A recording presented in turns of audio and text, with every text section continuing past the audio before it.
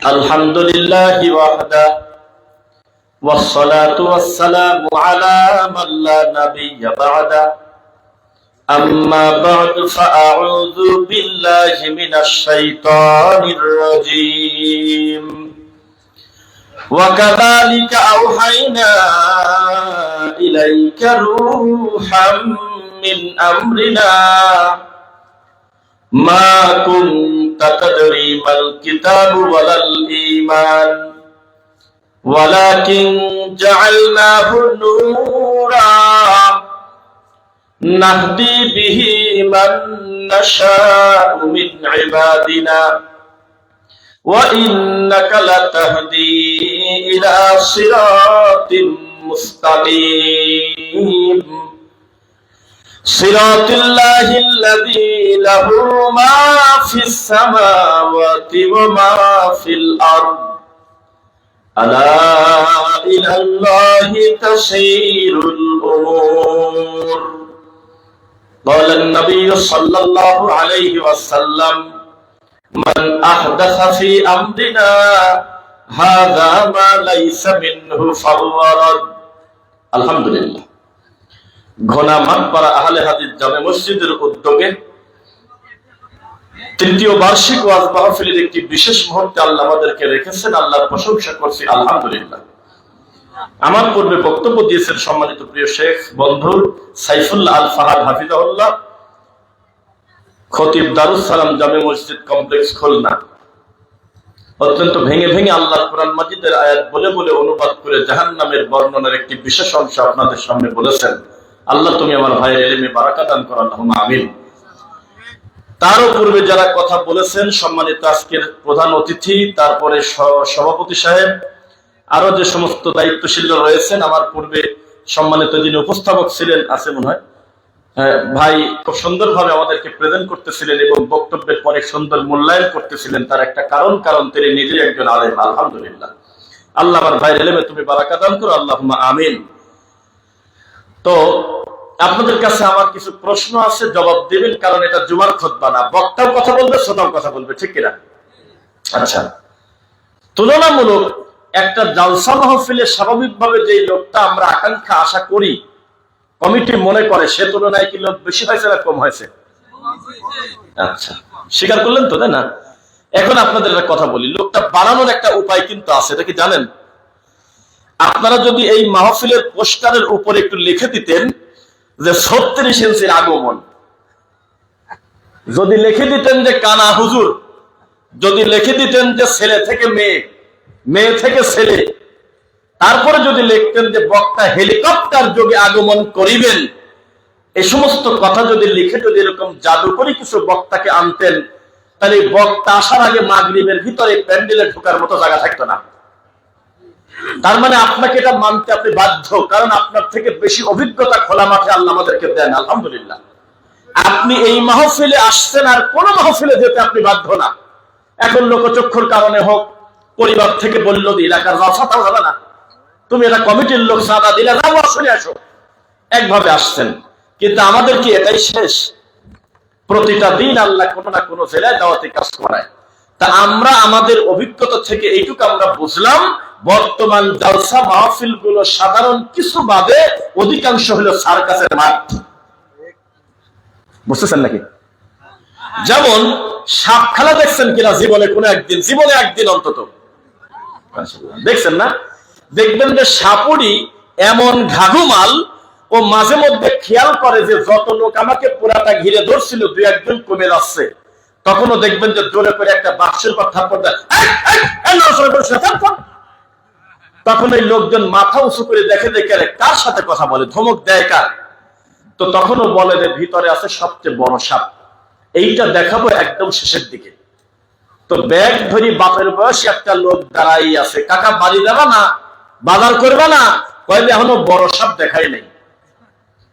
তা আমাদের জালসা মাহফিলের মাঠগুলো হয়েছে এইরকম যে প্রধান যাকে রাখা হবে আকর্ষণ, সে 22 ইঞ্চির বেশি হওয়া যাবে না, তাকে চোখে দেখা যাবে না, সে মেয়ে থেকে ছেলে হওয়া লাগবে, অন্তত সে হেলিকপ্টার থেকে আসবে, দাঁতগুলি হবে তরমুজের বিসি, নামের আগে থাকবে শাইখুল হাদিস, নামের আগে থাকবে আল্লামা, শেষে থাকবে দাবা।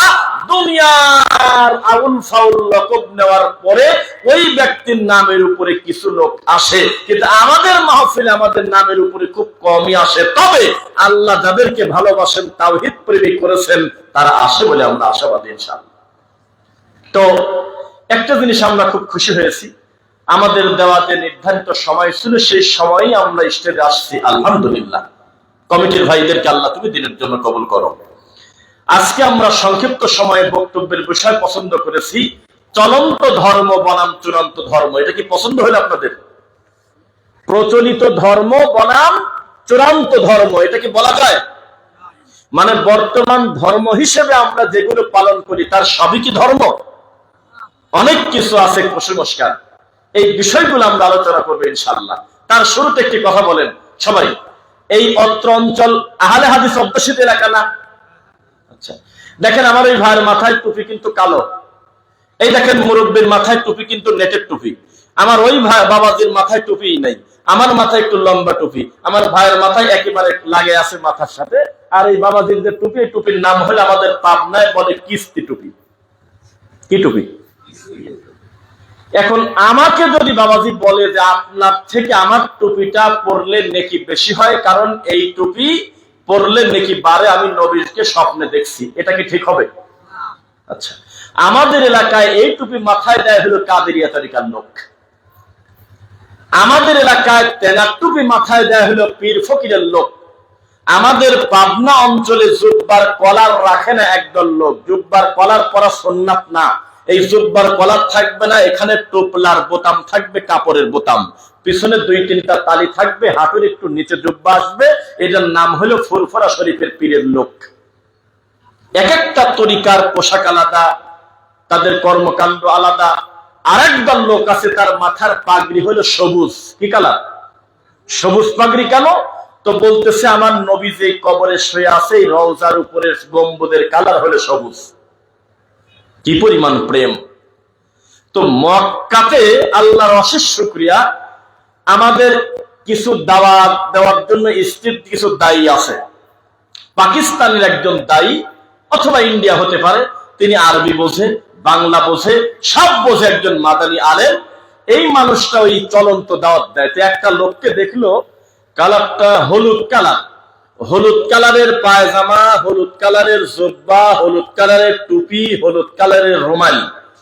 তো বলতেছে আপনি এটা কেন করলেন? হিন্দিতে, উর্দুতে বলতেছে, ওরা আমার পাকিস্তানের তো বলতেছে এই কালারটা আমার পীর সাহেবের পছন্দ, তো তাই। বুঝেন না? তখন বলল যে কিন্তু এটা তো আপনার পরা উচিত হয় নাই। তো বলে যে আমি পরবো, তাতে আপনার কি? তো বললে আমি তো আপনাকে নিষেধ করি নাই, এই কালারটা আপনার পছন্দ করা ঠিক হয় নাই, যদি পছন্দই করতে হতো আমার নবীরটা করলেন না কেন? রাসূল যখন পছন্দের ব্যাপার আসবে তখন সাদার কথা বলছে, বাদ বাকি আপনি নিষেধের কালার বাদে যে কোনো কালার আপনি করতে পারবেন, তাতে দোষের কিছু না, এটা হালাল হারামের কিছু না। কিন্তু যদি মনে করেন যে পছন্দের ব্যাপার, তাহলে নবী কোনটা করতেন? সাদা। আর এই লোকটা কি এটা করলো? হলুদ। কেন? কারণ তিনি যে পীর সাহেবের মুরিদ, সেই পীর সাহেব এই হলুদ কালারটা পছন্দ করে, মাদারীপুরের পীর। কি ঠেকাবেন এখন বলেন? তা আমি আপনাকে বলতে চাচ্ছি, এখানে যার মাথায় টুপি নাই আর যার মাথায় টুপি আছে, বেদাতীরা মনে করে যে টুপি নাই লোকটা বিয়াদব, আর আমরা মনে করি যার মাথায় টুপি নাই, দিলে ভালো মাথাটা ঢেকে থাকতো, তবে না দেওয়ার কারণে লোকটা কোনো গুনাহগার হয়নি।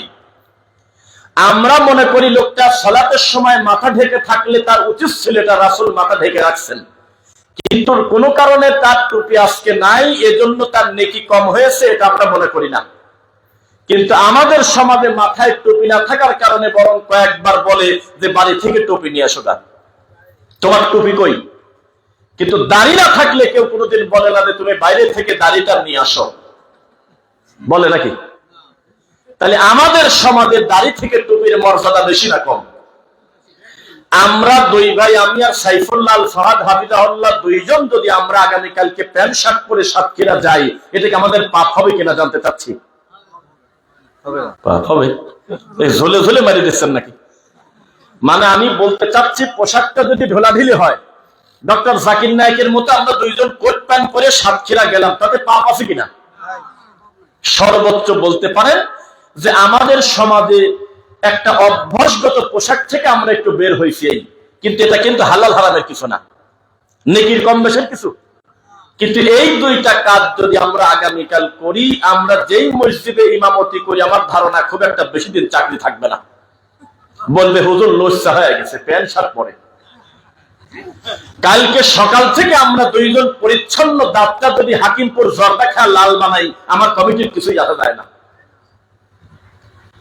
40 বছর যদি একটা লোক ঢোলাঢিলি প্যান্ট শার্ট পরে রাস্তায় ঘুরে, তার 40টা পাপ হবে, পৃথিবীর কোন হাদিস কোরআনে আমরা পাই নাই। তবে একদিন যদি জর্দাকে, একদিন যদি হারামকে হালাল মনে করে লোকটা খায়, তার গুনাহ হবেই হবে। তাহলে আপনি আমাকে বলেন, আমাদের সমাজে একটা হুজুর মানুষ যদি প্যান্ট শার্ট পরে, এটাকে বেশি পাপ ধরা হয় না জর্দা খেলে বেশি পাপ ধরা হয়? প্যান্ট শার্ট পরলে বেশি পাপ ধরা হয়। তো এইরকম সমাজে বহু পাপের কম বেশ আছে, আমরা সিরিয়াল করছি, অথচ মুহাম্মদ সাল্লাল্লাহু আলাইহি ওয়াসাল্লাম তা করেন নাই। এবার একটি কথা বলি আপনাদের, আল্লাহর নবী বলেন তো খাদ্যের ভিতরে কি কি খাদ্য পছন্দ করতো, 2-4টার নাম বলেন। ইস্টাদের লোক বলবেন না, জানেন আপনারা? আপনারা বলেন। কে বললো? আমার যদি এখন আমার লেখা বই 2টা থাকতো, আমি আমার ভাইকে 2-4টা দিতাম। যদি আল্লাহ কখনো সুযোগ দেন, আমি খুশি হয়ে এমনিতেই দিনের সাথে হাদিয়া দেবো ইনশাল্লাহ। আমার নবী যেই যেই খাবার পছন্দ করতো, তার একটা হলো লাউ, কদু, জানেন নাকি? তো কেউ যদি 3 ডিশ লাউ খায়, 3 বাটিও লাউ খায়, এই লোকটার এই কথা বলার সুযোগ নাই যে আমি ইলিশ মাছ খাওয়ার চাইতে নাকি বেশি পাইছি। এটা নবীর নিজস্ব পছন্দনীয়, ভালোবেসে আপনি খাবেন, কল্যাণ পাবেন, এটা ভালো। কিন্তু নেকির কম বেশ করা নাই যে শোনো তোমরাও আমার মতো করে লাউ খাও, জীবনে আবু বকরকে কোনদিন বলেন নাই। আমার নবী মাথায় পাগড়ি পরতেন, বিশ্বাস করেন আপনারা? করেন না? নবী পাগড়ি পরতেন, মাথা ঢেকে রাখতেন, বিশ্বাস করেন? কিন্তু জীবনে কোনোদিন বলে নাই যে হে আলী, তুমি আমার মতো মাথা ঢেকে রাখো, তাহলে 2টা নেকি বেশি পাবে। আমার নবীর মাথার চুল একটা সময় বড় ছিল, কিন্তু জীবনে ওমর রাদিয়াল্লাহু আনহুকে ডেকে বলে নাই, ওমর রে, তুমি আমার মতো বড় চুল রাখো তো দেখি নেকি পাবে না। তার মানে কিছু আছে অভ্যাসগত সুন্নাহ, কি আছে? পছন্দনীয় সুন্নাহ, ব্যক্তি পর্যায়ে তার পছন্দের ব্যাপার, এর সঙ্গে শরীয়তের হালাল হারামের কিছু না। আর আমাদের সমাজের কপাল পোড়ানো এমন, এক এক পীরের এক এক পোশাক, এক এক মুরিদের এক এক পোশাক, এক এক পীরের এক এক ধরনের জিকির। এই পীরের খানকার জিকির ওই পীরের জিকিরের সাথে মেলে না। তাদের দরুদের ডিজাইন আলাদা, তাদের জিকিরের ডিজাইন আলাদা। তারা জিকিরের সময় এক এক দল এক এক রকমের অঙ্গভঙ্গি করে, কেউ লাভ দেয় দিতে দিতে। গত পরশুদিনের আগের দিন একটা আপডেট ডেলিভারি দেখলাম, বক্তা বক্তব্য দিচ্ছে, একটা এসে তার কাঁধের উপর পাও তুলি দিয়ে উপরে সামিয়ারা বেরিয়েছে ঘেঁষাটা। এটাকে দেখছেন আপনারা? কি কয় এগুলো দেখছেন আপনারা? তো লোকজন আফসোস করে কমেন্টে লিখলো যে যেই বক্তা বক্তব্য দিচ্ছে তার ওজন হবে সর্বোচ্চ 50 কেজি, কিন্তু যে মালটা তার কাঁধে উঠেছে ওই ওজন হবে 45 কেজি।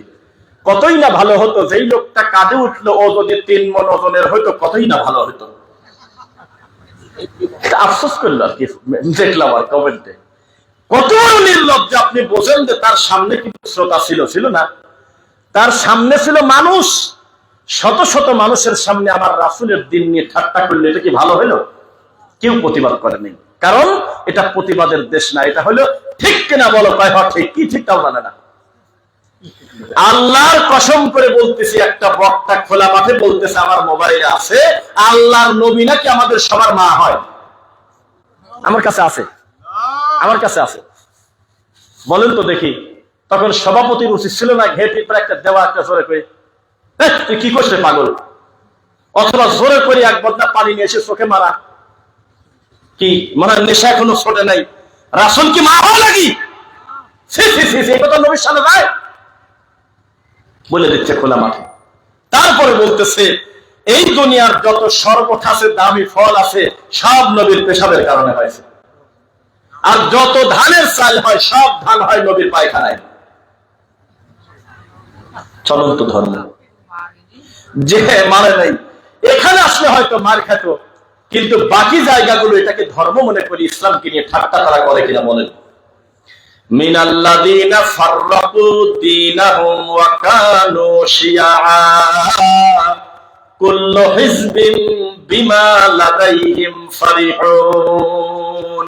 দিন ধ্বংস করে তারা, তারা আল্লাহর দিনকে ভাঙে, এত বড় পাপী। কিন্তু আশ্চর্য ব্যাপার, কুল্লু মানে প্রত্যেক, হিজব মানে দল, বিমা লাদাইহিম ফারিহুন করে শয়তানি, কিন্তু মনে মনে আনন্দ পায়। আনন্দ পায় না? আপনার পাশের জেলা না, একটু দূরেই হবে, ফরিদপুর নাই এদিকে? ফরিদপুরে একটা রশি বাবার দরবার আছে কিনা? তারা হলো খাট পূজা করে। কি পূজা করে বলেন তো একটু, আমার শব্দ বোঝেন? যেই খাটে তার মরা পীর ঘুমায়েছিল সারা জীবন, মরার আগ পর্যন্ত ওই খাটে সেজদা দেয়। নাউজুবিল্লাহ বললেন না? এই খাট পূজারীকে যদি গিয়ে জিজ্ঞাসা করেন, তুমি কি এত বড় নোংরা পাপ করে তোমার কোনো খারাপ লাগে? ও বলবে, কিসের খারাপ, আমি হলো সবচেয়ে বড় হকের উপরে আছি। বিমা লাদাইহিম ফারিহুন, তার মনে কোনো কষ্ট নেই, আনন্দ লাভ করে। যেই লোকটা মাজারে সেজদা দিয়ে আধা ঘন্টার নিচে মাথা তোলে না, এই লোকটাকে যদি বলেন যে তুমি মাজারে সেজদা দিয়ে এত বড় পাপ করলে তোমার অনুভূতি কি, তখন বলবে যে আমার অনুভূতি খুবই ভালো, আমি হলে একমাত্র হকের উপরে আছি।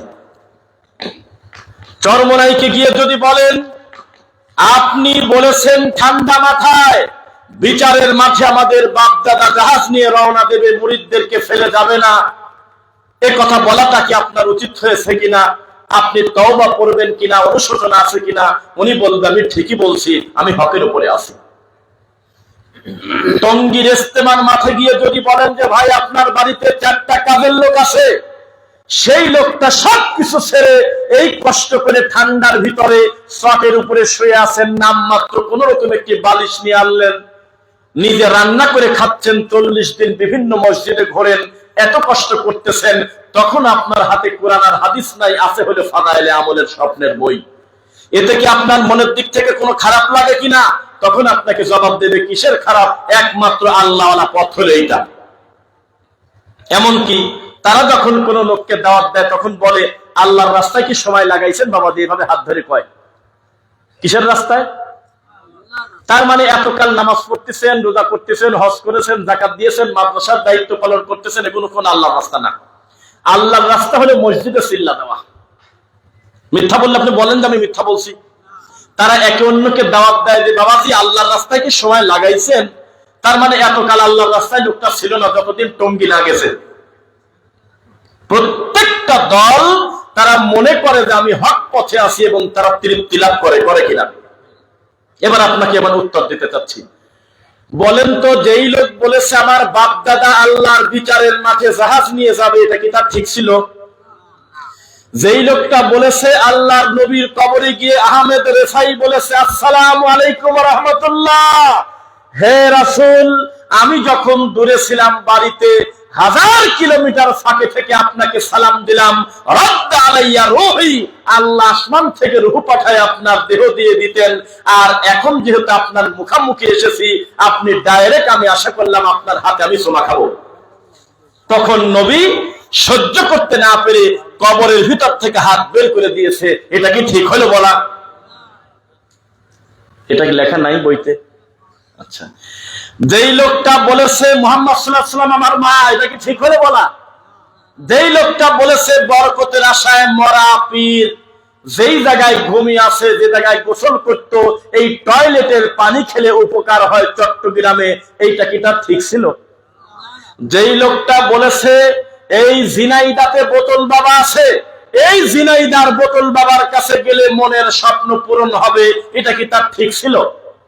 তবে এই লোকটার কাছে যদি আপনি এখন প্রশ্ন করেন এত বড় পাপ করার পর আপনার ফিলিংস কি, উনি বলবে আমার অবস্থা খুব ভালো, আমি জান্নাতে যাব। এটা কি জান্নাতে যাওয়া সম্ভব এই কাজ করে? জান্নাতে যেতে হলে কাকে মানতে হবে একটু মুখ দিয়ে বলেন আপনারা? মুহাম্মাদুর রাসূলুল্লাহ। মা আতাকুমুর রাসূল ফাখুযু ওয়া মা নাহাকুম আনহু ফান্তাহু। এটা সূত্র। আমার নবী যেটা দেয় সেটা নাও, তিনি যেটা থেকে নিষেধ করে তা থেকে বিরত থাকো, এটা হলো একটা সূত্র, এর বাইরে আর কোনো কথা নেই। বুঝছেন? তাবিজ আমার নবী দেয় নাই, হুজুর দিয়েছে, তাবিজকে তালাক দিলাম। নবী দরুদ দিয়েছে, শয়তান দিয়েছে মিলাদ, মিলাদকে তালাক দিলাম। আমার নবী বলেছে আমি গায়েব জানি না, গায়েব জানে আল্লাহ। যারা বলে নবী গায়েব জানে তাদের আকীদাকে দাফন করে দিলাম। যারা বলে আমার নবী হলো কবর থেকে উঠে যে কোনো জায়গায় উপস্থিত হতে পারে, মিলাদে চলে আসে, তাদের আকীদাকে দাফন করে দিলাম। আমার নবী বলেছে ইন্নাকা মাইয়িতুন ওয়া ইন্নাহুম মাইয়িতুন। আল্লাহ আমাকে বলেছে আপনিও মারা যাবেন, তারাও মারা যাবে। অবশ্যই নবী মারা গিয়েছে, তবে নবীরা কবরে জিন্দা, তবে তার ধরন আমরা জানি না। জানেন কিনা? রাসূল সাল্লাল্লাহু আলাইহি ওয়াসাল্লামের ব্যাপারে একটা হাদিস বলি, আল আমবিয়াউ আহইয়াউন ফি কুবুরিহিম ইউসাল্লুন। সব নবী কবরে জিন্দা। সব নবী কি কবরে জিন্দা? সালাত আদায় করে। এবার আপনার কাছে আমার জিজ্ঞাসা, সালাত আদায় করা মানে কি ফজর, যোহর, আসর, মাগরিব এরকম পড়া?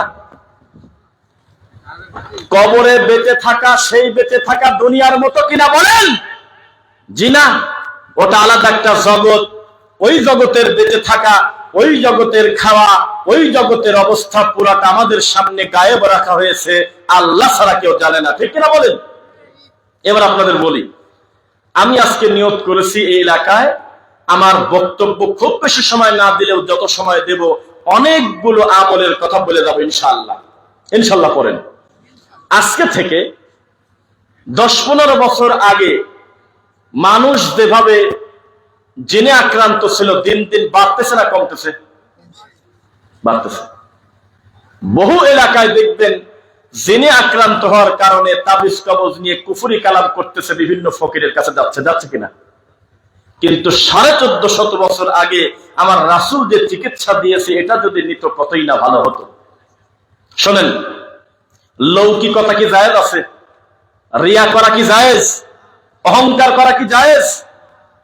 কেউ যদি বলে এই তুই আমার জামায় কাজ করলি কেন রে, এত দামি কাপড় তোর হাত লেগে ময়লা হয়ে গেল, এটা কি বলা উচিত হবে? অহংকার করা যাবে না। সেখানে আজকের এই দিনে অনলাইনের বদৌলতে পরিস্থিতি কত খারাপ, মানুষের ব্যক্তিত্ব নষ্ট হতে হতে কোথায় এহরামের কাপড় পরে সেলফি উঠে ফেসবুকে দিয়ে লিখতেছে আমার এহরামের কাপড় পরতে কেমন লেগেছে বন্ধুরা। গিয়েছে হলে আল্লাহর কাবা ঘরে হজ করতে, ওমরা করতে। 10 বছর আগে একদিন ওমরা করেছিল, প্রতি 3 মাস পর পর কাবা ঘরের ওই ছবি সহ তার নিজের ফেসটা বারবার ফেসবুকে দেয়। এটা কি ভালো লক্ষণ হলো?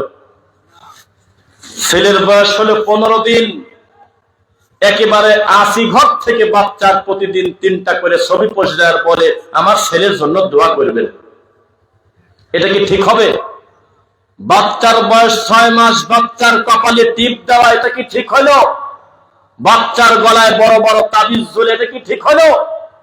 হঠাৎ করে বাচ্চা বমি করতেছে, বমি থামে না, বিকট কান্না, রোগ নাই কিছু নাই, বাচ্চা কেন কাঁদে? রোগ খুঁজে পায় না। 1450 বছর আগে এই রোগীর ব্যাপারে নবী বলে গিয়েছেন, সন্ধ্যা যখন হবে খবরদার তোমাদের বাচ্চাদেরকে তোমরা ছাদের উপরে খোলা জায়গায় নিও না। মাগরিবের আযানের সময় হলে আমাদের দেশের মা বোনরা বেশি ব্যস্ত থাকে। যেহেতু এখানে যত মানুষ আপনারা এসেছেন, আমি যদি ভুল না করি এর থেকে অনেক গুণ বেশি আমাদের মা বোনরা আসছে ওয়াজ শুনতে। এজন্য এই কথাগুলো বলি। মাগরিবের সময় আমাদের মা বোনদের যত ব্যস্ততা, বাচ্চা যেখানে সেখানে ফেলায় রেখে হাঁস খুঁজতে গেছে, মুরগি খুঁজতে গেছে, ছাগল খুঁজতে গেছে, এদিকে তার বাচ্চাটা খোলা ছাদের উপরে রেখে গিয়েছে, ফ্লোরে রেখে গিয়েছে, মাঠে রেখে গিয়েছে, উঠানে রেখে গিয়েছে। ওই বাচ্চা রাত্রিতে বমি করবে, জিনের আক্রান্ত হবে। বেঁচে থাকবেন ইনশাআল্লাহ। বাচ্চার কপালে কখনো কালো টিপ দিবেন না, লাল টিপ দিবেন নাকি? হ্যাঁ, মানে টিপই দিবেন না। বাচ্চার গলায় তাবিজ কবজ বালা কোনো কিছু দিবেন না ইনশাআল্লাহ। এইবার আপনারা স্বামী স্ত্রী যখন সহবাস করতে যাবেন তখন দোয়া আছে কিনা? কথা কয় না। আল্লাহর নবী দোয়া শিক্ষা দিয়েছে কিনা? তো এই দোয়াটাকে সবাই পড়ে যায় এটা আপনার মনে হলো? যারা পড়ে না কেউ না, না এত তথ্য আপনি দিচ্ছেন কিভাবে? পড়ে, অবশ্যই পড়ে।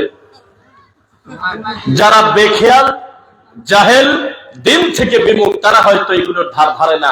তবে জেনে রাখেন, বাচ্চা জেনেরও হইতে পারে। যে ছেলেকে নিয়ে এত গর্ব করতেছেন, কখন যেন জেনরা এসে বলে সওয়াল আমার, কারণ তুই যখন সহবাস করতেছিলি তখন আমিও ছিলাম। মজা করলেন মনে করতেছেন, এটা কি হাসির কথা? 1450 বছর আগে রাসূল বলেছেন, কেউ যদি দোয়া না পড়ে সহবাস করে তাহলে এই সহবাসে শয়তান শরীক হয়। কি করবেন করেন এখন। এরপরে শয়তান জিন, বলেন তো জিনদের জন্য আপনার নিজের বাসার সবচেয়ে দামি সচিবালয় কোনটা? আপনার বাড়ির পায়খানা। জিনদের সচিবালয়, জিনদের সবচেয়ে দামি অফিস হলো আপনার টয়লেট। এই টয়লেটে বর্তমান জামানার লোক দোয়া পড়ে বেশি যায় না দোয়া ছাড়া বেশি যায়? দোয়া পড়ে বেশি যায় না দোয়া ছাড়া? দোয়া ছাড়া বেশি যায়। নবী সাল্লাল্লাহু আলাইহি ওয়াসাল্লাম বলেছেন, টয়লেটে অবস্থান করে দুষ্ট জিন, তোমরা যদি বিসমিল্লাহি আল্লাহুম্মা ইন্নী আউযু বিকা মিনাল খুবুসি ওয়াল খাবাইস এই কথা না বলে যদি ঢোকো, তাহলে তোমার মুখামুখি শয়তানের সঙ্গে দেখা হতে পারে, শয়তানের আসর হতে পারে। কেন? শয়তান তখন তোমাকে উলঙ্গ দেখে ফেলবে। এটা কি চান তো নাকি? চান? বলেন তো জিনদের প্রধান খাদ্যের নাম কি? কয়লা নাকি? আপনি বলেন কি? গোবর আর হাড়হাড্ডি। গোবর, হাড়হাড্ডি। আল্লাহর রাসূলের কাছে মসজিদে নববীতে কিছু ভালো জিন গিয়ে বলল, আল্লাহর নবী আপনার উম্মতকে বলে দেন তারা যেন হাড়হাড্ডি আর গোবর দিয়ে ইস্তেঞ্জা না করে, এগুলো আমরা খাই। তো নবী সাল্লাল্লাহু আলাইহি ওয়াসাল্লাম আরো দোয়া করে দিয়েছিলেন একদিন, আল্লাহ যেই হাড়হাড্ডি বিসমিল্লাহ বলে ফেলে দেয় আমার উম্মতরা, মানে বিসমিল্লাহ বলে খাবার খাওয়ার পর যে মাংসের হাড্ডি ফেলে দেয়, ওই হাড্ডির পাশ দিয়ে যখন জিনরা যাবে আপনি গোশত দিয়ে ভরে দেন। এগুলো তাদের খাদ্য। বুঝতেছেন নাকি? নবী সাল্লাল্লাহু আলাইহি ওয়াসাল্লাম একদিন কবরের পাশ দিয়ে যাচ্ছে, হঠাৎ করে তার সাওয়ারিটা এমন লাফালাফি করলো মনে হয় নবীকে ফেলায় দেবে। সাহাবীরা দৌড়ে এসে বলে, আল্লাহর নবী আপনার এই ঘোড়া উট এরকম করে কেন? তখন বললেন, ও কি কারণে এইরকম করে, দৃশ্যটা যদি আমি তোমাদের দেখাতে পারতাম তোমরা দুনিয়াতে বেঁচে থাকতে না। নিচের অবস্থা খুব খারাপ, আমি যে দিক দিয়ে যাচ্ছি নিচে আছে কবর, এর নিচের পরিস্থিতি খুব খারাপ। মানুষ আর জিন দেখতে পারে না, বাদ বাকি কিছু মাখলুক বুঝতে পারে। ওই ঘোড়া ঠিক পেয়ে গিয়েছে, নিচের পরিস্থিতি খুব খারাপ। আল্লাহ আমাকে এই সুযোগ দেয় নাই যে তোমাদের সামনে আমি দেখাবো দৃশ্যটা, যদি দেখতাম তোমরা আত্মা ফেটে মারা যেতে। পরিস্থিতি নিচে কত খারাপ। এই মুহূর্তে তোমরা ইস্তেগফার করো, এখন থেকে আল্লাহর কাছে পানা চাও, এখন থেকে আল্লাহর কাছে কল্যাণ কামনা করো, নইলে এখানে ঢুকলে কিন্তু পরিস্থিতি খুব খারাপ আছে। এই অনুভূতি কি আপনাদের ভিতরে আসে? খেল তামাশা করে দিন কাটাচ্ছেন। এখনই যদি আপনার পাশের এলাকায় কিছু জাদুকরি বক্তা আসে, যে বক্তা 2-3 বছর জেল খাটাছে, 1 ঘন্টা বক্তব্য দেয় তো 40 মিনিট খালি জেলের গল্পই কয়, এই ধরনের রোগী আল্লামা যদি বক্তব্য দিতে আসতো, তার নামের উপরে হাজার হাজার লোক যেত, মিথ্যাটা সত্য। নাম বলবেন না, খবরদার। আপনার যশোরে বিশাল বড় বক্তা আসলো, বক্তার নামের উপরে 10-15 লক্ষ লোক জড়ো হয়ে গেল, 1 দিন 2 দিন আগে থেকে মানুষজন জমা হয়ে গেল, সেই বক্তা মাহফিলে এসে গান করে। রাগ করলেন মনে হয়? সেই বক্তা গান বলে, সেই বক্তা নবীর শানে কথা বলতে হয় কিভাবে সে সুন্দর করে জানে না। এই বক্তা আল্লাহর হাতকে বলে কুদরতি হাত, অথচ একটা ভ্রান্ত আকীদার কথা। তিনি মাজার পূজা করে, এই অপবাদ দেব না। তিনি কবর পূজা করে, এই অপবাদ দেব না। কিন্তু তার আকীদাটা এখনো বিশুদ্ধ হলো না, অথচ লক্ষ লক্ষ মানুষ তার নামের উপরে জমা হয় কিনা বলেন? তিনি আল্লাহর হাতকে বলতেছে কুদরতি হাত।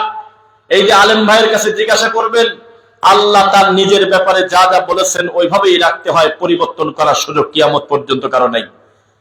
আল্লাহর হাত আছে কথা স্বীকার করেন কিনা বলেন? কিন্তু কি রকম দেখতে তা মানুষ আমরা বলতে পারবো না। লাইসা কামিসলিহি শাই, আল্লাহর হাত আল্লাহর হাতের মতো। কোনদিন তুলনা চলবে না। আল্লাহর পা আল্লাহর পায়ের মতো, পা যদি নাই থাকবে তাহলে জাহান্নামে আল্লাহ পা ভরে দেবেন। এই হাদিসটা কি করবেন? আল্লাহর চোখ আছে, আইন আল্লাহর চোখ আছে, তবে তা দেখতে কি রকম এই দৃষ্টান্ত দেওয়া পৃথিবীর কোন মানুষের সাধ্য না। আল্লাহর চোখ আল্লাহর চোখের মতো, বোঝা যাচ্ছে কিনা? আল্লাহর হাত আল্লাহর হাতের মতো। অথচ আমাদের সমাজে কিছু ভ্রান্ত আকীদার লোক বলে এখানে হাত মানে নাকি কুদরত। এটা কি বলা যাবে? যেখানে যেভাবে আল্লাহ তার নিজের ব্যাপারে বলেছে ওইভাবেই রাখতে হবে, পরিবর্তন করা যাবে না। এই সমাজে যদি সবচেয়ে বড় নাম করা হুজুর হতে চান, একটা উপায়, সত্যকে সত্য আর মিথ্যাকে মিথ্যা বলা যাবে না, ডাইরেক্ট একটা নিউট্রাল বক্তব্য দিতে হবে। তখন টিকটকার আলারাও খুশি। সুদখোর যেন বুঝতে না পারে আপনি এইরকম ওয়াজ করবেন, ঘুষখোর যেন বোঝে না যে আপনি কি জিনিস, মিলাদ পড়ালা যেন বুঝতে না পারে মিলাদ পড়া বেদাত, তাবিজ কবজ আলা যেন বুঝতে না পারে তাবিজ কবজ ব্যবহার করা শিরিক। খবরদার কবর পূজারী যাতে বুঝতে না পারে কবর পূজা করা শিরিক। আপনি একটা নিউট্রাল বক্তব্য দিয়ে চলে যান, পাবলিক বলবে হুজুরটা খুব ভদ্রলোক, খুব ভালো মানুষ, কত সুন্দর ব্যালেন্স করে কথা বলে। এই জন্য নবী সাল্লাল্লাহু আলাইহি ওয়াসাল্লামকে দুনিয়াতে পাঠানো হয় নাই। আল্লাহর নবী সাদাকে সাদা, কালোকে কালো বলেছেন চিরদিন, কোনো সারবেন নেই। কিন্তু আমাদের সমাজে গোল আলো মার্কা হুজুর আছে কিনা বলেন? ঠান্ডা হুজুর আছে কিনা বলেন? আছে। যার কারণে ইসলামটা আজকে হাসির পাত্র। এত বক্তব্য দিচ্ছি আমরা, চিরদিনের জন্য যাকে তোমরা দাফন করে দিবে, তোমার বাপের কপালে সূরা ফাতিহা যাবে না কেন? তোমার বাপের লাশের সামনে মেম্বার বক্তব্য দিচ্ছে, চেয়ারম্যান বক্তব্য দিচ্ছে, তোমার বড় ভাই বক্তব্য দিল, তোমার দাদা বক্তব্য দিল, এলাকাবাসী বক্তব্য দিচ্ছে, বাদ জোহর জানাজার কথা বলে এই নিরীহ লোকদেরকে 2:30টা পর্যন্ত টানা রোদের ভিতরে দাঁড় করা রাখলে তোমার লজ্জা হওয়া উচিত। অথচ এখানে লাশের সামনে কোনো ভাষণ চলবে না, লা আযান ওয়ালা ইকামা ওয়ালা নিদা, কোনো ডাকাডাকি চিৎকার হবে না, ইকামত হবে না, আযান হবে না, ডাইরেক্ট সালাত হবে। তবে তার শুরুতে 2টা কথা, আমার আব্বা মানুষ, তবে মানুষ হিসেবে কোনো ভুল ভ্রান্তি করলে ক্ষমা করে দিয়েন, দোয়া করেন। 2, আমার আব্বা যদি কারোর কাছে কোনো দিনা পাওনা থাকে আমাকে বলবেন, আমরা তার ওয়ারিস হিসেবে দিয়ে দেবো, বাস শেষ। আল্লাহু আকবার বলে সালাত হবে। মিথ্যা না সত্য? আমাদের সমাজে কি হয়, এক একটা জানাজা মনে হচ্ছে ইদানিং এক একটা রাজনীতির মঞ্চ, তাই না? আকার ইঙ্গিতে ভোট চাই আসি, অথচ এই লোকটা লাশ সামনে। নবী বলেছেন খবরদার, লাশের সামনে ভাষণ চলবে না, তার সামনে হবে দোয়া। আল্লাহু আকবার বলে হাত বেঁধে সূরা ফাতিহা হবে, তারপরে দরুদ হবে, তারপরে প্রাণ ভরে মাইয়িতের জন্য দোয়া করো। ঠিক বলছি তো হুজুর? আমাদের সমাজে টাইম আছে, মরা লাশকে সামনে রেখে 40 মিনিট ধরে ভাষণ দিচ্ছে, শুধুমাত্র টাইম পায় না হাত বাঁধার পরে সূরা ফাতিহা পড়ার। 1 মিনিটে 1.5 মিনিটের নামাজ শেষ। এটা হলো? এটা হুজুর? বিচার হবে কিনা বলেন তো, একটু মুখ দিয়ে আমাকে বলেন, বলেন বিচার হবে? লিল্লাহি তাকবীর। মাশাআল্লাহ, এই ভাই অন্তত জোশ আছে দেখতেছি, বাকি সব জমে গেছেন আপনারা। এটা আম বাগান মনে হচ্ছে না? আচ্ছা আচ্ছা, জি জি। আমাদের অবস্থা তো ভালো। আমি আসতে মা বোনদের চেহারা দেখাটা জরুরি না, তবে আসতে আমার সাইদুল ভাই দেখালো যে দেখেন ওখানে আমরা পর্দাও দিয়েছি, আমাদের মা বোনরা কি পরিমাণ আসছে, দেখি দেখারে কানায় কানায় পূর্ণ, আলহামদুলিল্লাহ। তো তাদের ব্যাপারে আমরা বক্তব্য দেব। একটা বাটনওয়ালা ফোন দিয়ে আমার কাছে, আমরা ইনসাফ করে সময় অল্প নিয়ে এমনি একটা ফোন মাঝে মধ্যে টাইম দেখার জন্য। হ্যাঁ, এখানে থাকুক, এখানে থাকুক, এমনি একটা ফোন। হ্যাঁ, একটা ভাইয়ের ফোনটা ঠিক আছে না? ঘড়িটা এটা পানি গেছে, ঠিক আছে। ও আচ্ছা আচ্ছা, টাইম আছে, টাক টাক টাক টাক, লাগবে না, লাগবে না ভাই।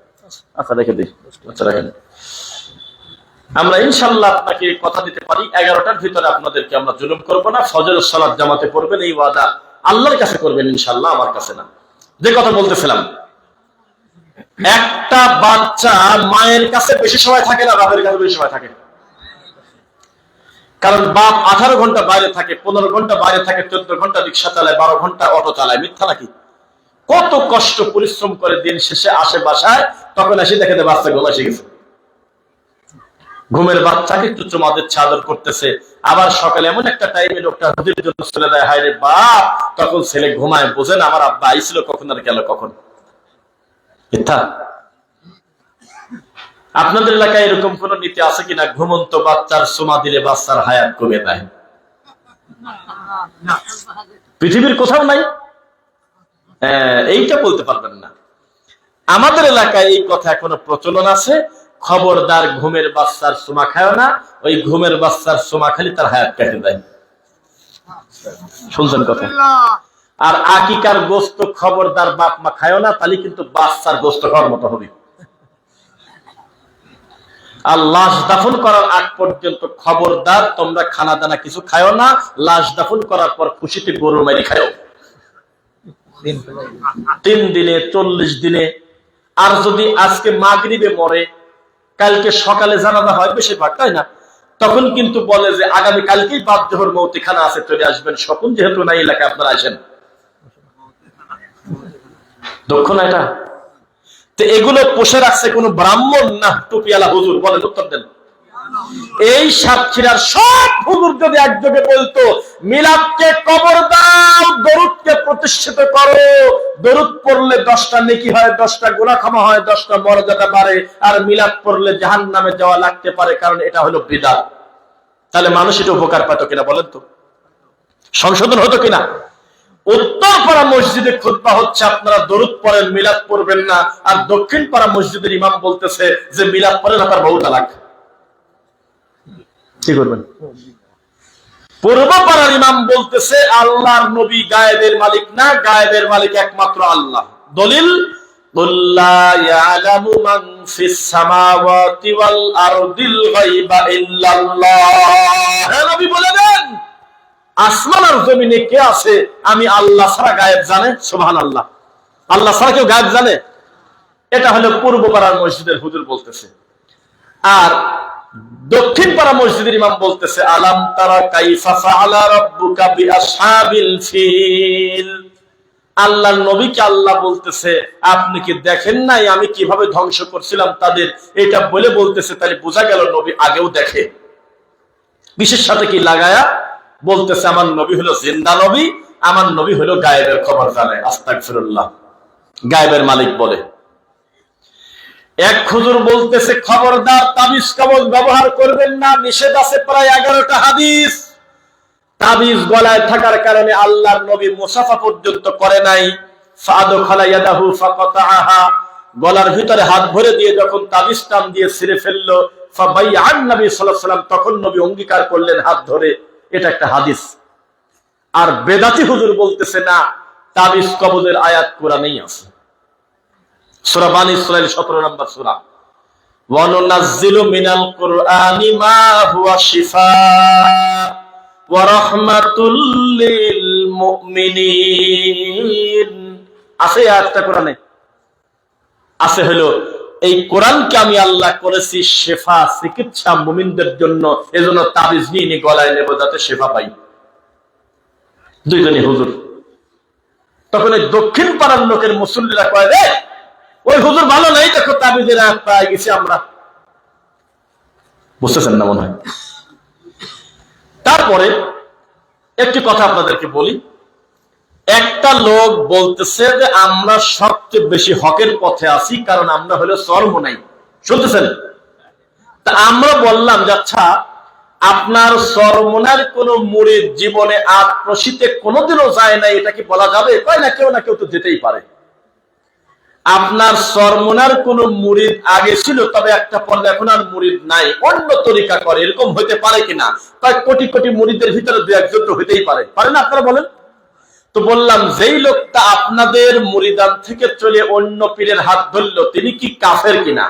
তো কয় না, কাফের তো আর বলা যাচ্ছে না। তো বললাম যদি কাফের বলা না যায়, তাহলে আপনাদেরটা প্রকৃত ইসলাম না। যেই ইসলাম থেকে বের হলে হয় কাফের, ঢুকলে হয় মুসলিম, ওইটার নাম হলো প্রকৃত ইসলাম। বুঝেন না মনে হয়? বলেন তো আমি কিভাবে কথাটা বলছি? শরীয়তের একটা মাপকাঠি। ইসলামের বিপরীত হলো কুফর, শিরকের বিপরীত হলো তাওহীদ, বেদাতের বিপরীত হলো সুন্নাহ। যেই লোকটা ইসলাম মানে না, সে কি কাফের নাকি? উত্তর দিলেন না। যেই লোকটা শিরিক করে সে কি মুমিন? যেই লোকটা বিদআত করে সে কি সুন্নি? এখানে থামে গেলাম। আমাদের বাংলাদেশে সবচেয়ে বেশি যারা বিদআত করে, নবীকে অপমান করে, তাদের নাম হলো সুন্নি। আপনাদের সাতক্ষীরাতে বলে মনে হয় যে বানরের গলায় মুক্তার মালা, বলে না? বলে। মানে বিড়াল দেখে ভয় পায়, তার নাম রাখছে হলো মুজাহিদ, নাই এরকম? যেই লোকটা সারাটা দিন কবর পূজা করে, মাজার পূজা করে, তারপরে নবীর নাম শুনে চুমা দিয়ে চোখ মোছে, নামাজের পরে মাথায় হাত দেয়, নামাজের পরে সবাই মোনাজাত করে কাঁদে, কবরস্থানে হাত তুলে মোনাজাত করে, মরা মানুষকে দাফন করে কবরে খেজুরের ডাল গাড়ে, কবর দেওয়ার পরে তার পাশে 4টা কুল পরে 4টা খুঁটি গাড়ে, মিনহা খলাকনাকুম বলে মরা মাটি দেয়, মিলাদ পরে, কুলখানি করে, তাবিজ কবজ গলায়, এত বড় পাপ করার পরে সেই লোকটার নাম হয়েছে হলো সুন্নি। আছে নাকি এলাকায় সুন্নি? আসলে কি সুন্নি না বেদাতি বলেন? আসলে কি সুন্নি? এবার আপনাদেরকে বলি, আমার ভুল হলে আপনারা সংশোধন করে দিবেন। আল্লাহর এই জমিনে সবচেয়ে বড় সুন্নি বর্তমানে আহলে হাদিসরা। কারণ রাসূলের সুন্নাহ সামনে আসলে আর তারা কোনো যুক্তি দেয় না, ডাইরেক্ট তারা মেনে নেয়। তাহলে সুন্নি হিসাবে প্রকৃত কারা? আহলে হাদিসরা। কিন্তু আহলে হাদিসদেরকে সুন্নি বলে ওরা? ওরা বলে হলো লামাযহাবী, ইহুদের দালাল, খ্রিস্টানের দালাল, আমেরিকার টাকা খায়, এসব অপবাদ দেয় কিনা? শোনেন, এত বড় লোকের নাম আবার মাইকে বলেন না, তখন আবার লজ্জায় পড়ে যাবেন। গত কয়দিন আগে একটা বিশাল বড় আলেম বলতেছে, আমার কাছে ধর্ম, বর্ণ, গোত্র সবকিছু পরে, আগে হলো মানবতা। অথচ এই কথাটা কিন্তু নাস্তিকদের কথা। বুঝছেন না? এই কথাটা কিন্তু নাস্তিকদের। নাস্তিকরা ইসলাম থেকে পলায়ন করার জন্য, ইসলামকে বোঝা মনে করে, সেজন্য শয়তানি করে কি, কয় যে মানব ধর্মই বড় ধর্ম। কিসের ধর্ম, কিসের কি? মানব সেবাই হলো বড় ধর্ম। এটা হলো বৌদ্ধদের আকীদা। কাদের আকীদা? বৌদ্ধদের আকীদা হলো, যেই জন সেবিছে ঈশ্বর, যেই জন সেবিছে মনুষ্য, সেই জন সেবিছে ঈশ্বর। জীবে দয়া করে যেই জন, মানে আমি এই মুরব্বীকে আমি একটা উপকার করলাম, তাহলে আমি আল্লাহর উপকার করলাম। নাউজুবিল্লাহ পড়েন, মানে উনি আল্লাহ। আস্তাগফিরুল্লাহ, এটা বলা যাবে? তো যেই লোক বলে আমার কাছে ধর্ম পরে, মানবতা আগে, এটা কি তার ভালো আকীদা না নাস্তিকের আকীদা? অথচ আমার কাছে ইসলাম আগে, তারপরে মানবতা অন্য কথা। কেন? যেই মানবতার ভিতরে ইসলাম নাই, ওটা মানবতা না, ওটা হলো টয়লেট। ইসলাম ব্যতি রেখে জীবনে মানবতা কায়েম করা সম্ভব না। ইসলাম ব্যতি রেখে জীবনে কোনোদিন সমতা বজায় করা সম্ভব না। ওমাইয়াবতাগি গায়রাল ইসলামি দীনা ফালাই ইয়াকবালা মিন ওয়া হুয়া ফিল আখিরাতি মিনাল খাসিরিন। ইসলাম ব্যতীত যা কিছু আছে কিচ্ছু কবুল করা হবে না, সবই বাতিল, আখিরাতে ক্ষতিগ্রস্ত। বুঝতেছেন? যেখানে মুসলমান হওয়ার পরে চিশতিয়া তরিকাকে দেখতে পারি না, নকশাবন্দি তরিকা দেখতে পারি না, ইল্লাল্লাহ জিকির করে যারা লাভ দেয় তাদের দেখতে পারি না, আর মুসলমান বলে বড় কথা না, আমার কাছে বলে মানবতা বড় কথা। তোমাকে ধিক জানাই, ধিক তোমাকে, তুমি নাস্তিকের মতো কথা বলেছো। ফিরে আসা উচিত। এ ধরনের কথা বলা কি ঠিক হবে? এ ধরনের কথা বলে কোন সময়? ভোটের সামান্য কিছুদিন আগে হিন্দুদের কাছে গিয়ে বলে, তোমরা আমরা তো সব একই, শরীরটা কাটি দিলে তো রক্ত একই কালারের আসে। একই হইল? একই বলা যায়? এটা বলে কোন লজ্জার, মুখে আসে কিভাবে? সে আমার মানি শত্রু, জানি শত্রু, সে আমার আল্লাহর সাথে শিরিক করে, প্রতিদিন আমার আল্লাহকে অপমান করে, সে মন্দিরে গিয়ে প্রতিদিন আমার রাসূলকে নিয়ে অপমান ব্যক্ত করে, কৃষ্ণ বলে তার নবী, প্রতিদিন আমার আম্মা জানকে নিয়ে কটু কথা বলে।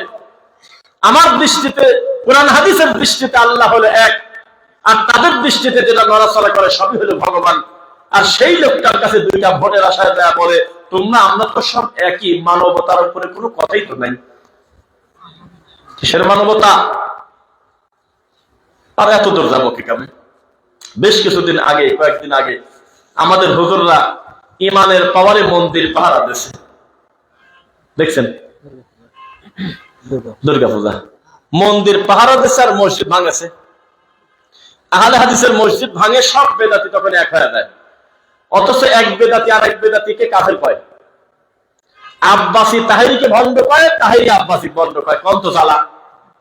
কিন্তু মসজিদ ভাঙা যদি আহলে হাদিসের ব্যাপারে কথা হয়, তখন সব বেদাতি এক হয়ে যায়। সারা পৃথিবীর মুসলমানদের বিরুদ্ধে সব কাফেররা কিন্তু এক। কাফেরদের নাম ভিন্ন হতে পারে, কিন্তু ইসলামের বিরুদ্ধে সব কাফের কিন্তু এক হয়ে যায়, হয় না? ঠিক তেমনি সারা পৃথিবীর সমস্ত বেদাতি, সমস্ত শিরককারীর খানকা আলাদা, পীর আলাদা, জিকির আলাদা, দরুদ আলাদা, কিন্তু আহলে হাদিসদের বিরুদ্ধে তারা সবাই এক। তুমি মন্দিরে গেলে কিভাবে? আমি এখনো তো বুঝলাম না। ওই জায়গা আমার আল্লাহর সাথে শিরক চলতেছে, অন্য কাউকে আমার আল্লাহ মনে করে তার কাছে খাদ্য চাচ্ছে, তার কাছে শস্য চাচ্ছে, তার কাছে বরকত চাচ্ছে, এটা কি শিরক নাকি? সেখানে তুমি একটা মুসলমান, তুমি ওই দিকটা যাওয়ার তো কথা না। যে কোনো সময় গজব হতে পারে, তুমি গেলে কিভাবে? তাও গেলে তো গেলে, তুমি পাহারা দিলে, এটা হইলো? হিন্দুরা নাকি বলে, আমরা মুসলমানরা বলতেছে তোমাদের দুর্গা পূজায় কি আমাদের মুসলমানরা যায়? তোমরা না আলে তো পূজাই হয় না, বেশিরভাগ তো তোমরাই।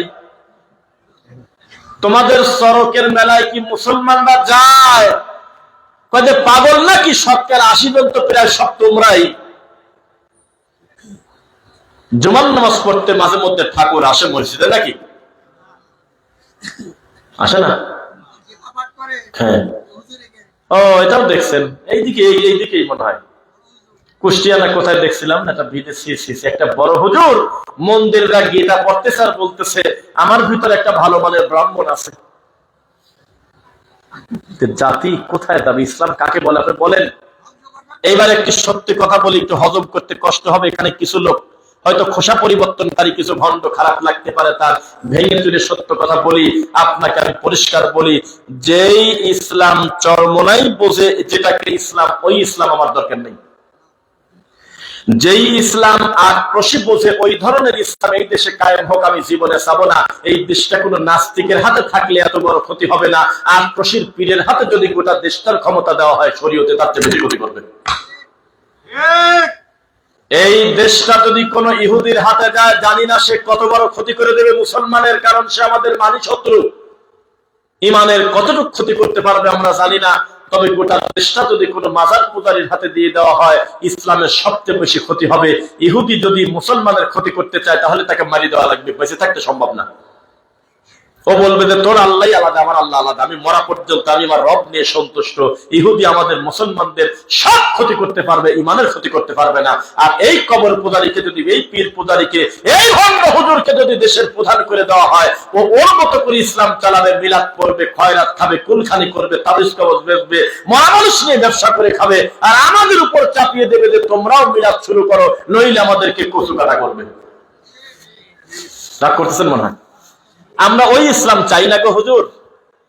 যে ইসলামে তুমি বলো যে মানবতাই আগে, ধর্ম পরে, ওই ইসলাম আমরা চাই না। তালাক দিলাম তো হুজুর। ওই ইসলাম আমরা চাই না। যে ইসলাম তুমি মনে করো কবরে সেজদা দেওয়া ভালো কাজ, ওটা মানি না আমরা। ওই ইসলাম আমরা চাই না। যেই ইসলামে তুমি মনে করেছো ইল্লাল্লাহ জিকির বলে জোরে জোরে লাভ দেবো, উঠে লাভ দিয়ে পড়ে যাবো, পীরের গলা ধরে উল্টে পড়ে যাবো, কামড় দেবো, সমে খাবো, মাইক নিয়ে দৌড় দেবো, ধর্ম নিয়ে মস্কারা করবো, ওই রকম ইসলাম আমরা চাই না। আমরা ওই ইসলাম চাই না যে একটা মানুষ মানুষের কাছে গিয়ে বলবে কেবলা যান আপনি আমাকে একটা ছেলের ব্যবস্থা করে দেন, এইরকম ইসলাম আমরা চাই না। আমরা তাহেরির ইসলাম চাই না, ভান্ডারির ইসলাম চাই না, আক্রোশের ইসলাম চাই না, লালন ফকিরের ইসলাম চাই না। গাঁজার গন্ধে প্রায় 1 কিলোমিটারের ভিতরে হাঁটা যায় না কুষ্টিয়ার লালন ফকিরে, অথচ তারাও বলে ওরা নাকি সাধক। ওরাও নিজেদেরকে বলে আমরা হলো মুমিন। এটা কি চাচ্ছিল ইসলাম চাল আপনারা? যেহেতু মা বোনরা আছে, চরম লেভেলের গুরুত্বপূর্ণ 2-4টা কথা বলে বক্তব্য শেষ করব। একটি কথা বলি, ইমাম ইবনে কাইয়্যিম রাহিমাহুল্লাহর নাম শুনেছেন?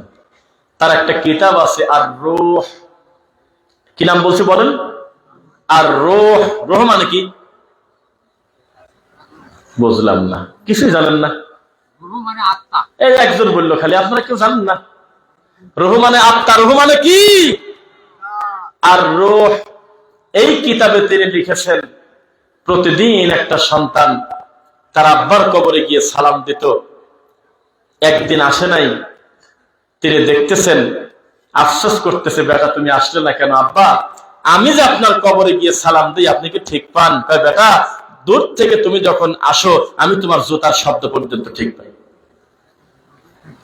আর সহিহ হাদিস বলে মানুষ যখন কাউকে লাশ দাফন করে ফিরে চলে যাচ্ছে তখন ওই লোকজন যে চলে যাচ্ছে, আল্লাহর কসম মৃত ব্যক্তি জীবিত মানুষের পায়ের জুতার শব্দ পর্যন্ত কানে শুনতে পায়।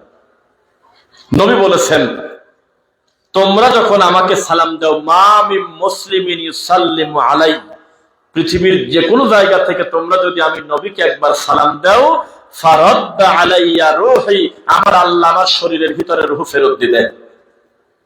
ফারাদ্দা আলাইহিস সালাম, আমি তোমাদের সালামের জবাব দেই। বলেন না সুবহানাল্লাহ। জান্নাতে মরার পরে নয় জান্নাত নয় জাহান্নাম, নাকি নাকি ওয়েটিং রুম আছে, আরেকটা চেয়ার আছে নাকি মাঝখানে? তো একদল পিতামাতার সম্মান একটু বাড়বে, তো বাকি লোকজন বলবে যে তোমার কি হলো, তোমার সম্মান একটু বৃদ্ধি হচ্ছে, তোমার একটু উন্নতি দেখা যায়, ব্যাপারটা কি? তখন বলবে, নিচে আমার সন্তান নেক কাজ করতেছে, তো তাই আমার সন্তান ভালো কাজ করতেছে, সেজন্য এই কাজ হয়েছে। ইদা মাতাল ইনসান, মানুষ যখন মারা যায়, ইনকাতা আনহু আমালু, তার আমল কেটে দেওয়া হয়, বাতিল ইল্লা মিন সালাসা, তিনটা জিনিস শুধু চালু থাকে। তার এক নাম্বার একটা হলো ওয়ালাদুস সালিহুন, তিনটার ভিতরে একটা নেক সন্তান সন্ততি যদি কেউ দুনিয়াতে রেখে যায়, এই জমিনে যত ভালো কাজ করবে নেকির একটা অংশ কবরে চলে যাবে ইনশাআল্লাহ। বুঝতেছেন না? একটা নেককার লোকের জানটা যখন কবজ করা হয়, আমাদের দেশে এমপি মন্ত্রী যখন আসে, বক্তা যখন আসে, তখন তাকবীর দেয় না, সম্মান জানায় না, এই চলে আসলো লিল্লাহি তাকবীর কি নারায়ে তাকবীর, অথবা বিভিন্ন কিছু বলে তাকে সম্মান দেওয়া হয় কিনা? অনেক কিছু বলে তাকে মর্যাদা দেওয়া হয়। আরো জোরে বলেন কংগ্রাচুলেশন, ওয়েলকাম, বহু কিছু স্বাগতম জানানো হয়। একটা জান্নাতি রূহ যখন চলে যায়, তখন তার আশপাশের প্রতিবেশী, তার অন্যান্য বন্ধু বান্ধব তাকে স্বাগত জানায়, আসো আমাদের কাছে, তোমার অপেক্ষায় আমরা আছি, এই কথা তারা বলতে থাকে। সন্তান ভালো কাজ করার পর তারা বিনিময়ে ওখান থেকে দোয়া পাঠায় আর বলে, আল্লাহ আমার সন্তানের প্রতি, আমাদের এই ছেলের প্রতি তোমার অনুগ্রহ, যে জমিনে তুমি তাকে দিয়ে ভালো কাজ করাচ্ছ, এবার আপনি আমাকে বলেন একটা সন্তান দুনিয়াতে রাখার দরকার আছে কিনা? চারটা সন্তান থাকলে একটা সন্তানকে ইসলাম শেখাবেন, বাকি তিনটা গাঁদা খাইলো, নাকি বলেন? হ্যাঁ, এই সমাজে বহু এরকম আছে, একটা বংশ থেকে, একটা পরিবার থেকে একটা ছেলে দিনের জ্ঞান অর্জন করছে, কোরআন হাদিস পড়ে, মাদ্রাসায় পড়ে, বাকি তিনটা গাঁদা খাই কোন পায় না, বাপও ঠিক মতো সালাত আদায় করে না।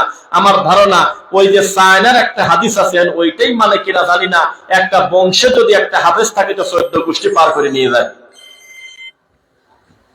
এটা মনে করে কিনা আমি জানি না। এরকম একটা হাদিস শুনছিলেন আপনারা, যে কোন বংশে যদি একটা হাফেজ থাকে তো 14 বংশ। কেউ কেউ বলল যে না, এগুলি আর বেশি লোক খায় না, এখন কমা নিয়ে আসে, 40 জন।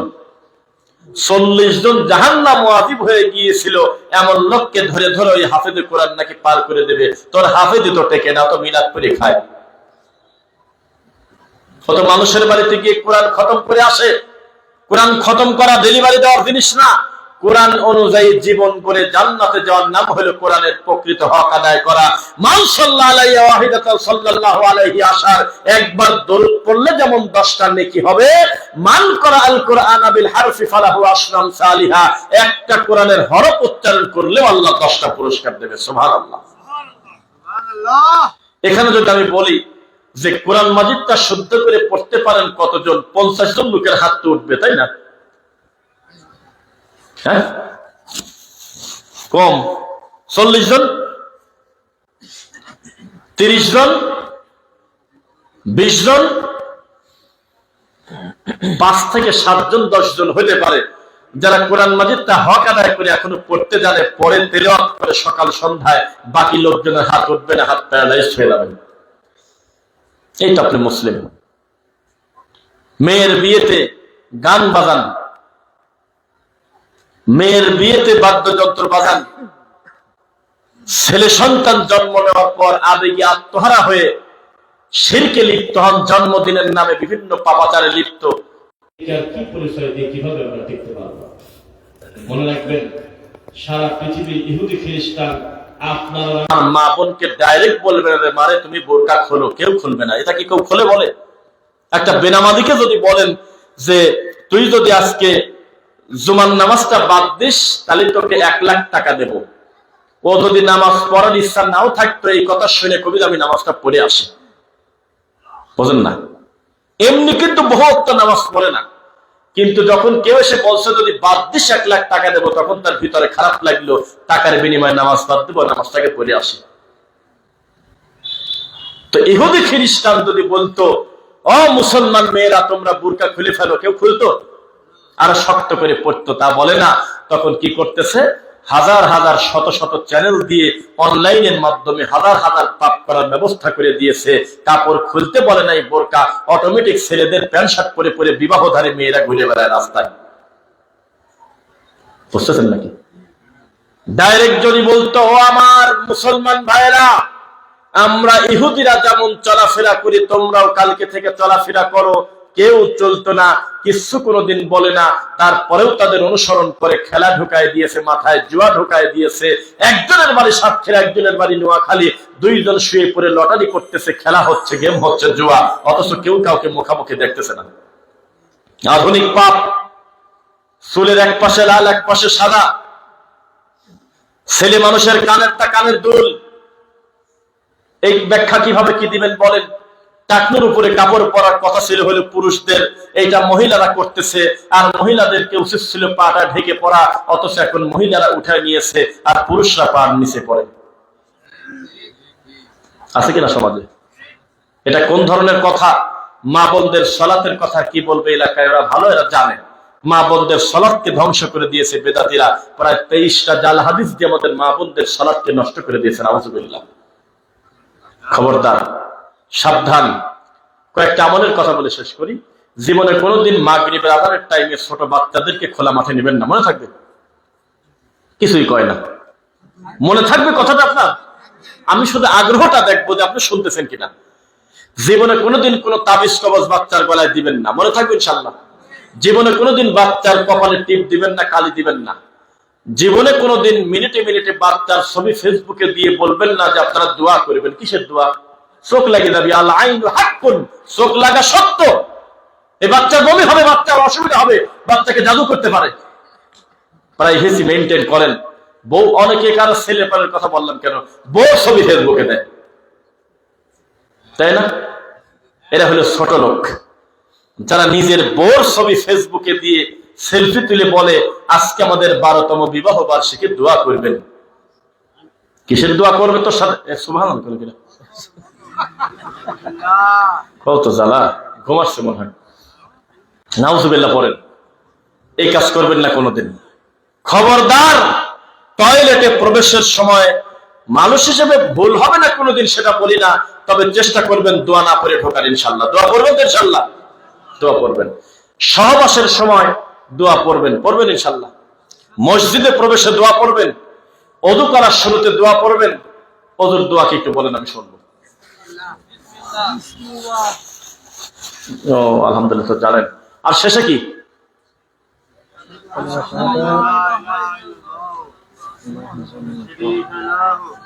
আলহামদুলিল্লাহ। আচ্ছা বলেন তো দেখি, ওযুর পরে ওযুর শেষের দিকে ঘাড় মাসাজ করেন কারা কারা এখানে? মাশাআল্লাহ। এখন সত্যি করে বলেন, আপনি করেন না জন্য কেউ করে না, আর এলাকার বেশিরভাগ লোক করে অন্য জায়গায়। এই দেশের 90% নামাজি ওযু করার সময় এখনো জানে না যে উল্টা দিক থেকে হাত টান দেওয়াটা রাসূলের সুন্নাহ না, এরপরেও তারা করে। অধিকাংশ লোক ওযুর দোয়া মনে করে মানুষের তৈরি করা অতিরিক্ত একটা দোয়া। ওযুখানায় লিখে দিয়েছে আল ইসলাম নূরুন আল হাক্কু যুলমুন, বিভিন্ন কিছু লিখে লিখে মিথ্যা দোয়া দিয়ে ওযুর দোয়া লিখে রাখছে। বলেন নাউজুবিল্লাহি মিন যালিক। কুলুপ ধরে ধরে কত কত ভাড়েন আপনারা, এক কদম না। ও কোন কোন জায়গা? অন্য থানার। নাউজুবিল্লাহ নাউজুবিল্লাহ। এরা কিন্তু 39 হাঁটবে না, 41 হাঁটবে না, তার মাথার মধ্যে আছে 40। অথচ এটা ইসলামের নামে মজা করা, ঠাট্টা করা। কারণ যদি জরুরত হয় তাহলে সে নির্দিষ্ট জায়গায় একটু বসে থাকুক, পানি খরচ করুক। পবিত্র পানি থাকলে আর অন্য কোনো কিছু লাগে? কে বোঝাবে? এখনো পর্যন্ত আমাদের এই সমাজে শিরক বিদআত আছে কিনা বলেন? এত বেশি শিরক বিদআত আপনার এই সাতক্ষীরার কালীগঞ্জে বক্তব্য দিতে গিয়ে পরিস্থিতি বড় জটিল, কথাই বলতে দিতে চায় না। এখানে একটা বড় মাজার আছে, আল্লাহর ওলি আছে, আহসানিয়া দরবার শরীফ, অথচ এরা মুসলিম না। এখন আপনি ইউটিউবে লেখেন, দেখবেন যে কবরের সেজদা দেওয়ার ভিডিও যদি না পান আমাকে বলবেন, দেখেন একটু লেখেন, এখন আছে না। অথচ এরা আমাকে ঢুকতে দিতে চাইছিল না, বহু কষ্ট করে আল্লাহ আমাকে, আল্লাহ নিয়েছে একভাবে, আল্লাহর ইচ্ছা আল্লাহ নিয়েছে। তবে বক্তব্য দেওয়ার পর আমাদের বিরুদ্ধে আবার পাল্টা বক্তব্য দিচ্ছে বিভিন্ন কিছু এলাকায়, ওহাবি ঢুকে গেছে, এই সাতক্ষীরা কালীগঞ্জ, সাতক্ষীরা তলুই গাছা বক্তব্য দিয়ে গেলাম বেশ কিছুদিন আগে। অনেক জায়গায় আসতেছি সাতক্ষীরাতে, তবে পরিস্থিতি দেখতেছি আলোর কাছাকাছি অন্ধকারও আছে কিনা। মাদারের সেজদা দিয়ে আছে, এই ভণ্ড বলতেছে যে আমরা নাকি বাতিল। কি কয় এসব কথা বলেন তো? আল্লাহর ইচ্ছা। আমি একটি কথা বলে আপনাদের বলে শেষ করি। ওই প্রশ্ন উত্তর দিয়েছে তো, অনেকগুলি কথাবার্তা বলতে বলতে একটা প্রশ্নে লেখছে, ওই লোকটার নাম কি কেউ বলতে পারবেন? এই আহসানিয়া দরবারের যে মেন পীর, যেটা ওর নাম মনে নেই, খান বাহাদুর আহসানুল্লাহ, এই লোকটার নাম লিখে দিয়ে বলতেছে উনি বলেছে পীর মুরিদি করতে হবে, এরকম একটা কুফরি কথা লেখা আর কি, ওনার বইয়ের নাম্বার সহ। আল্লাহর কসম 1, ওয়াল্লাহি 2, ওয়াল্লাহি 3, আমি 3 বার আল্লাহর কসম করে বললাম। তখন আমি জানি না যে এটা এই পাশের ওই পীরের নাম লেখা। আমি মনে করছি কত ইবলিস শয়তান বই লেখছে, খারাপ খারাপ বই, কত খারাপ কথা লেখা, কেউ মনে হয় একটা হবে। আমি বিশ্বাস করে জানি নাই। আল্লাহ আমার মুখ দিয়ে হয়তো এই দাওয়াতি কাজটা নেবেন, এটা আল্লাহর ইচ্ছা। তখন আমি ওনার লেখা রয়েছে যে পীরের হাতে বায়াত না হলে তার জান্নাত নাই, এরকম একটা কথা উনি হয়তো বলেছেন তার বইতে, মনে নাই প্রশ্ন উত্তরে। তখন আমি বলছিলাম যে আচ্ছা, এই মাল দুনিয়াতে ডেলিভারি না হলে শরীয়তের কতটুকু ক্ষতি হতো। আমি ভাই বলে ফেলছি, আমি তো জানি না যে এই পাশেই খানকা, এইটাই হলে সেই বাবা। আল্লাহ, আমি 3 বার কসম করছি, আল্লাহ আমার বিচার করুক যদি আমি মিথ্যা বলি। আমি যেই বলছি এখন দেখি যে একে অন্যের দিকে খালি কানাকানি করে তাকায়, রাগ করে না কিন্তু কেমন কেমন করে, আমি যে কি যেন বলে ফেললাম। আমি বললাম শোনেন, না কোনো আকিদার ইমাম, না কোনো ইমাম, না তার কাছে ওহী আসে, না তিনি কোনো নবী, কিচ্ছু না। এইরকম মানুষ জীবনে দুনিয়াতে ডেলিভারি হয়েছে, কেউ যদি নাও জানতো তবুও তার জান্নাতে যাওয়ার কোনো কষ্ট নেই কোরআন হাদিস মানলে। বোঝেন না? এই পৃথিবীতে কোন পীরের সাথে জীবনে একদিন মুসাফাও যদি কেউ না করে, তার জান্নাতে যেতে বাধা আছে ভাই? তাহলে আমি বলছিলাম যে আহসানুল্লাহ এই মালটা যদি ডেলিভারি না হয়তো দুনিয়াতে, তাতেই আমার শরীয়তের কতটুকু ক্ষতি, এইটা মাইন্ডে লাগি ওই বক্তার খলিফা আছে না, খলিফা থাকে কিছু সাইডে কই মারে যারা, ওই লোকটা স্বাস্থ্য ভালো করে ভিডিও আমার কাছে আছে, কয়েকদিন আগে আমার বিরুদ্ধে বক্তব্য দিচ্ছে। আপনাদের লজ্জা হওয়া উচিত, এই সাতক্ষীরা কালীগঞ্জের মাটিতে এসে আমার কেবলা জানকে মাল বলে। আপনারা কি করছিলেন সেদিন?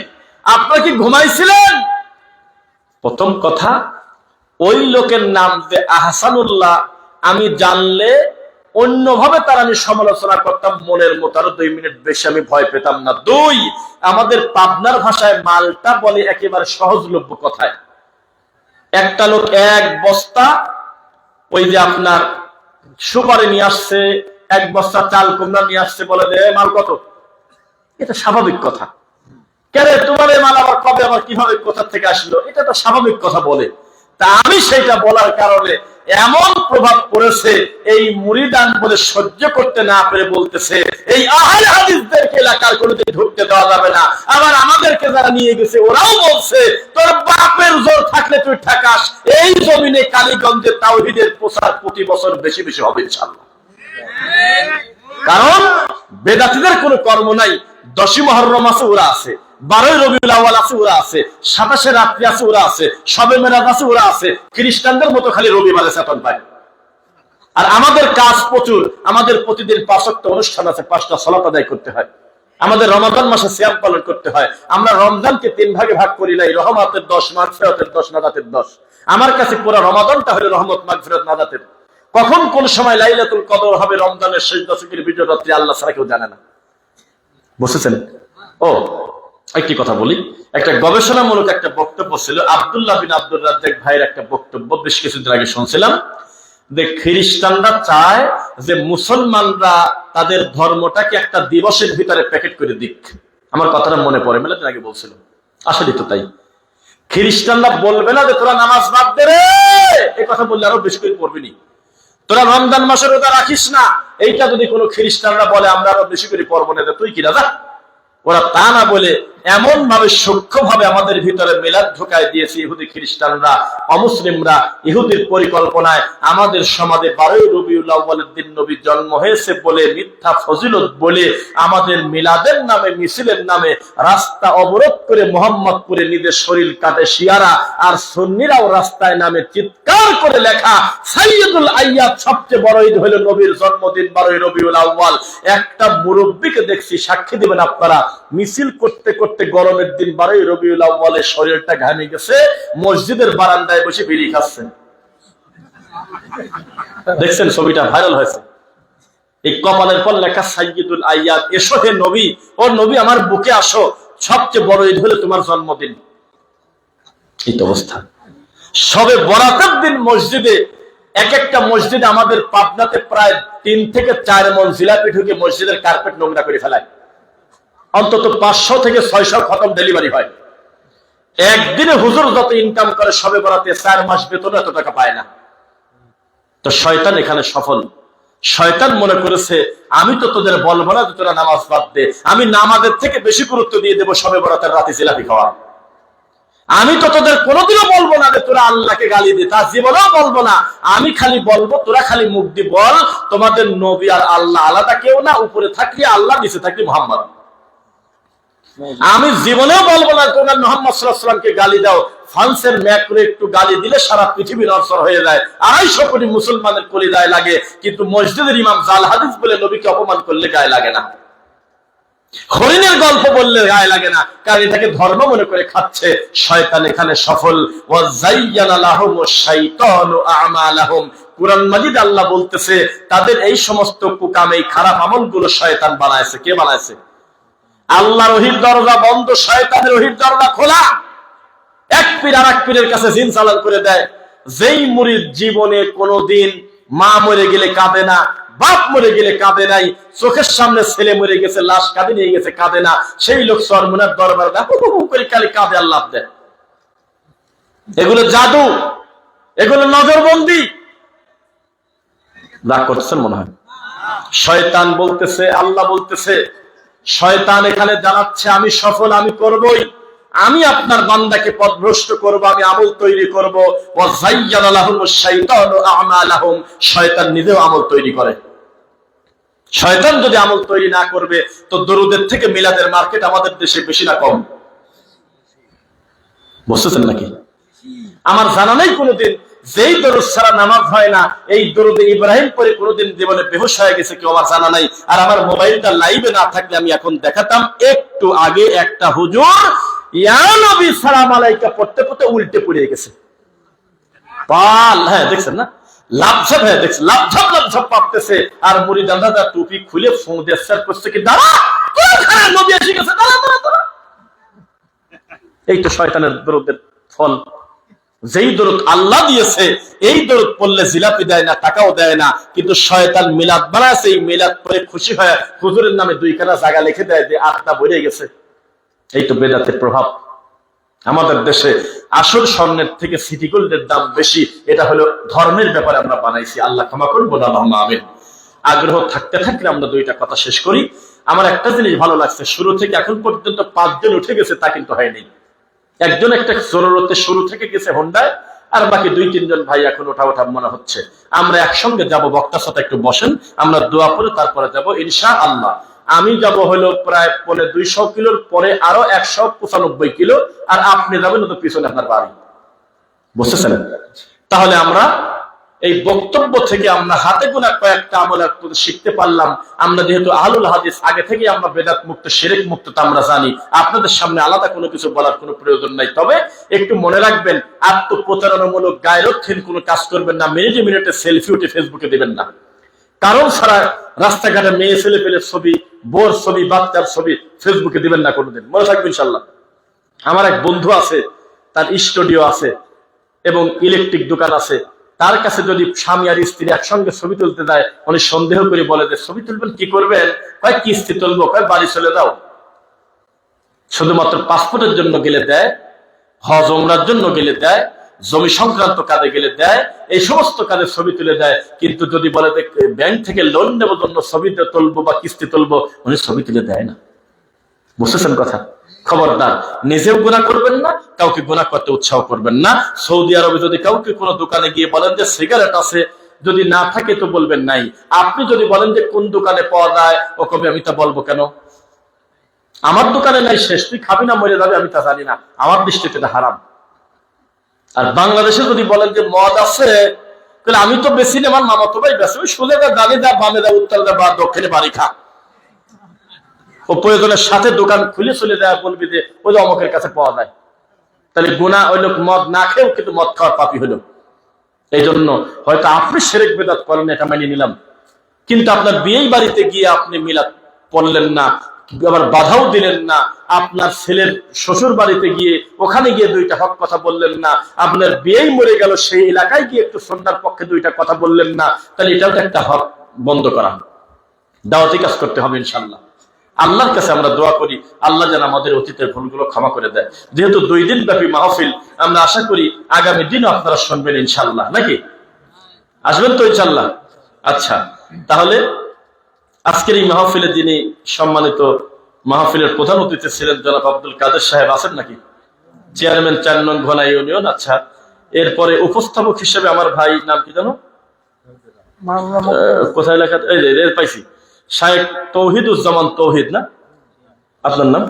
আলহামদুলিল্লাহ, আল্লাহ আমার ভাইয়ের এলেমে তুমি বারাকা দান করো। আমাদের সাইদুর রহমান ভাই, হয়তো তার এখানে নাম নাই, তবে এই সমস্ত মানুষ পর্দার আড়াল থেকে দাওয়াতি কাজ করেন। একজন বক্তার নাম্বার যোগাযোগ কিন্তু সবাই করতে পারে না, সম্ভব তার কাছে নাম্বার আছে, কারো না কারোর মাধ্যমে আল্লাহ এই দায়ীদেরকে আপনাদের সামনে আনে। এদের জন্য দোয়া করবেন ইনশাল্লাহ। আল্লাহ আমার ভাইকে তুমি দিনের জন্য কবুল করো। আমাদের মুরব্বী আমি চিনি না, তবে আমার পাশে আপনাদের থেকে বেশি আগ্রহ নিয়ে দীর্ঘ সময় তিনি বক্তব্য শুনেছেন, আল্লাহ তাকে সহ আপনাদের সকলকে দিনের জন্য কবুল করুন। আল্লাহ আমাদের যারা আত্মীয় স্বজন মারা গেছে, শিরক করে নাই, অন্য পাপে পাপ করেছে, তুমি ক্ষমা করে দাও আল্লাহ। আল্লাহ তুমি তাদের প্রতি দয়া করো আল্লাহ। আল্লাহ যারা আমরা ঋণগ্রস্ত, তুমি আমাদের ঋণ মুক্ত হওয়ার তৌফিক দাও আল্লাহ। তুমি আমাদের আশা দেওয়ার এই সফরটাকে দিনের জন্য কবুল করো আল্লাহুম্মা আমিন। তবে বক্তব্য শেষ করার পূর্বে আমি অনুমতি চাচ্ছি, এটা হলো খুবই ফরমালিটি নিয়ম। আজকের মাহফিলে যাকে সভাপতির চেয়ার দেওয়া হয়েছে, তিনি ঘোষণা দিয়ে বলবে যে ঠিক আছে আমি এটাকে শেষ ঘোষণা করলাম, বা তার কোনো অনুভূতি বা সালাম দিবে, এরপরে তার অনুমতি ক্রমে বক্তব্য শেষ হবে। এটা হলো সবচেয়ে আদব সুন্দর। জি,